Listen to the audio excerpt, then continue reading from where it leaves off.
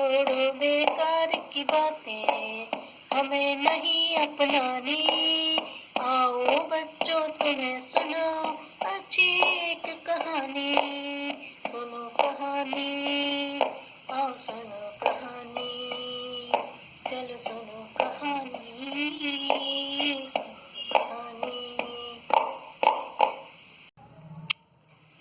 बच्चों, आज हम सुनेंगे कहानी एकता का फल। एक बहुत ही घना जंगल था। उसमें बरगद का एक विशाल वृक्ष था। उस वृक्ष पर एक गिलहरी और एक मैना रहती थी। उस वृक्ष की तलहटी में एक मुर्गी ने भी अपना घर बना रखा था। गिलहरी, मैना और मुर्गी तीनों में प्रगाढ़ मित्रता हो गई थी। उन्होंने सोचा कि चलो हम सबको मिलजुल कर सभी काम करने चाहिए।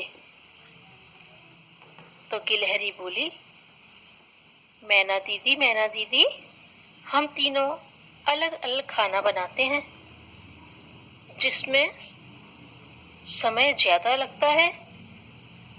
क्यों ना एक साथ ही हम सब खाना बना लिया करें। मैना बोली, और कपड़े भी सब अलग अलग ही धोते हैं, उसमें भी कितना अधिक समय लगता है।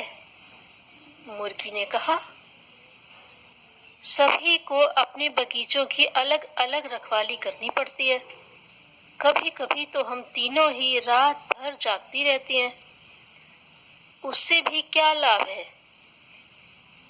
तीनों ने मिलकर तय किया कि गिलहरी खाना बनाएगी, मैना सबके कपड़े धोएगी और मुर्गी बगीचों की रखवाली किया करेगी। गिलहरी ने रसोई का सारा काम संभाल लिया। वह पाक कला में बड़ी ही निपुण थी। वह बड़ी फुर्ती से जाती, तरह तरह की सब्जियां तोड़ कर लाती, फल लाती, उनको साफ सुथरा करके सब्जी बनाती, सलाद बनाती, फूली फूली हुई गोल गोल चपातियां बनाती। मैना सभी के कपड़ों को गठरी बांधकर नदी किनारे ले जाती और उसे साबुन लगाकर रगड़ रगड़ कर चमका चमका कर साफ करती और चोंच में दबाकर नदी में धो लाती। मुर्गी रानी बगीचे में पानी लगाती, निराई गुड़ाई करती, बगीचे में तरह तरह के फूल बोती, सब्जियां बोती। कुछ ही दिनों में उसका बगीचा खूब सारी फूलों से और हरी भरी सब्जियों से भर गया और फल भी खूब उगने लगे। अब गिलहरी, मैना और मुर्गी के पास समय भी बचता था। कम मेहनत में उनका अच्छे से अच्छा काम हो जाता था।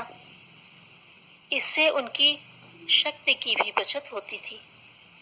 शेष बचे हुए समय में तीनों ही सहेलियां पेड़ के तले में बैठकर गपशप किया करती थीं। एक दिन तीनों बैठी बैठी मूंगफलियां खा रही थीं। खाते पीते गिलहरी बोली, दीदी, हम सब बहुत सारा समय अपना व्यर्थ ही इस तरह से बैठकर गपशप करके नष्ट करती रहती हैं। इस तरह खाली बैठने से क्या लाभ है। हर समय हमें कुछ न कुछ तो करते रहना चाहिए। मैना बोली, हाँ दीदी, अपना काम तो सभी करते हैं, पर श्रेष्ठता तो इसमें है कि हम दूसरों के भलाई भी के काम भी किया करें। तीनों ने सोचा कि पेड़ के नीचे एक स्कूल खोल लेना चाहिए। कलिया कोयल को बुलाकर उन्होंने इस बात को बताया और कहा कि तुम सबको जाकर यह बात बता दो। तो कलिया कोयल कुहुक कुहुक कर सबको यह बात सुनाकर आ गई। दूसरे दिन से ही चींटी, कोयल, चिड़िया तथा अन्य भी पक्षियों, पशुओं के बच्चे उनसे पढ़ने के लिए आने लगे। मैना, गिलहरी और मुर्गी जल्दी जल्दी अपना सारा काम निपटा लेती और दोपहर में वो बच्चों को पढ़ाया करती। धीरे धीरे कोयल, चींटी और चिड़िया सभी के बच्चे बड़े होशियार हो गए। उनके इस काम से आज भी जंगल के पक्षी गिलहरी, मैना और मुर्गी की प्रशंसा करते रहते हैं।